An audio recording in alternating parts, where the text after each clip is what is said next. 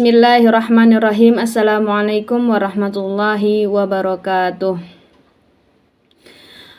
Alhamdulillahi rabbil alamin, hamdan na'imin, hamdan syakirin, wa hamdan yu'afi ni'amahu wa yukafi mazidah. Ashhadu an la ilaha illallah wa ashhadu anna Muhammadan abduhu wa rasuluh, la nabiyya wa la rasula ba'dah.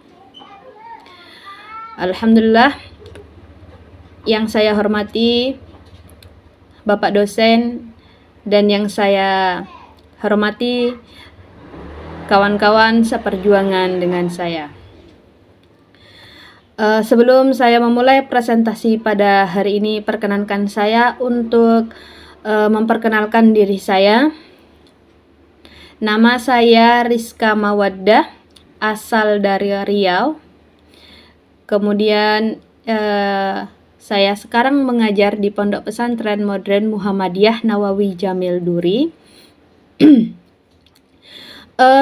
NIM saya 22811300178. Kelas A4. Dalam kesempatan hari ini, izinkan saya sedikit mempresentasikan tentang apa itu kurikulum, konsep dasar kurikulum atau konsep dasar pengembangan kurikulum. Sebelumnya, kita mengetahui di Indonesia sudah beberapa kali mengalami perubahan kurikulum. Kurikulum KTSP, kemudian kurikulum K13, dan sekarang akan berubah menjadi kurikulum Merdeka. Perlu kita ketahui bahwasanya kurikulum merupakan salah satu alat yang digunakan untuk mencapai tujuan pendidikan dan menjadi pedoman dalam pelaksanaan pendidikan atau pelaksanaan pembelajaran pada semua jenis dan jenjang pendidikan. Dan kemudian kurikulum sendiri harus sesuai dengan falsafah dan dasar negara, yaitu Pancasila Undang-Undang 1945 yang menggambarkan pandangan hidup suatu bangsa.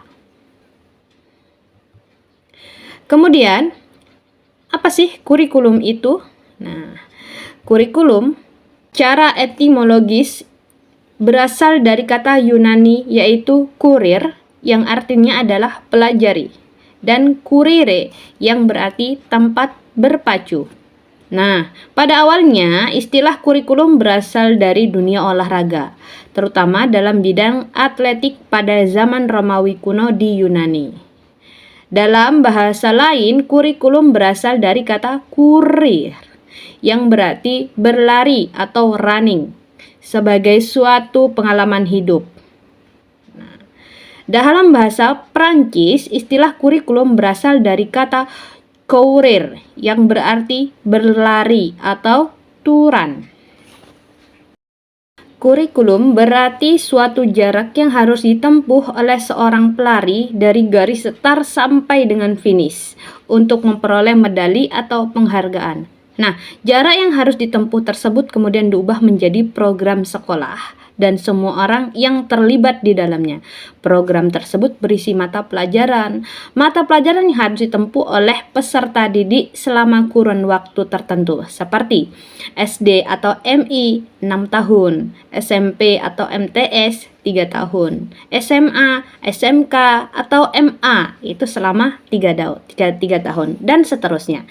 Dengan demikian, secara terminologis, istilah kurikulum dalam pendidikan adalah sejumlah mata pelajaran yang harus ditempuh atau diselesaikan peserta didik di sekolah maupun memperoleh ijazah. Dengan demikian, kurikulum secara terminologis, istilah kurikulum dalam pendidikan adalah sejumlah mata pelajaran yang harus ditempuh atau diselesaikan peserta didik di sekolah untuk memperoleh ijazah. Pengertian kurikulum secara modern. Nah, pengertian kurikulum secara modern adalah semua kegiatan dan pengalaman potensial, ya, isi atau materi yang telah disusun secara ilmiah, baik yang terjadi di dalam kelas, di halaman sekolah, maupun di luar sekolah, atas tanggung jawab sekolah untuk mencapai tujuan pendidikan. Adapun 4 aplikasi yang dari pengertian modern dari kurikulum ini, Zainal Arifin mengatakan bahwasanya yang pertama, kurikulum tidak hanya terdiri atas sejumlah mata pelajaran, tetapi juga meliputi semua kegiatan dan pengalaman potensial yang telah disusun secara ilmiah. Kemudian yang kedua, kegiatan dan pengalaman belajar tidak hanya terjadi di sekolah, tetapi juga di luar kelas atau di luar sekolah, atas tanggung jawab sekolah tersebut.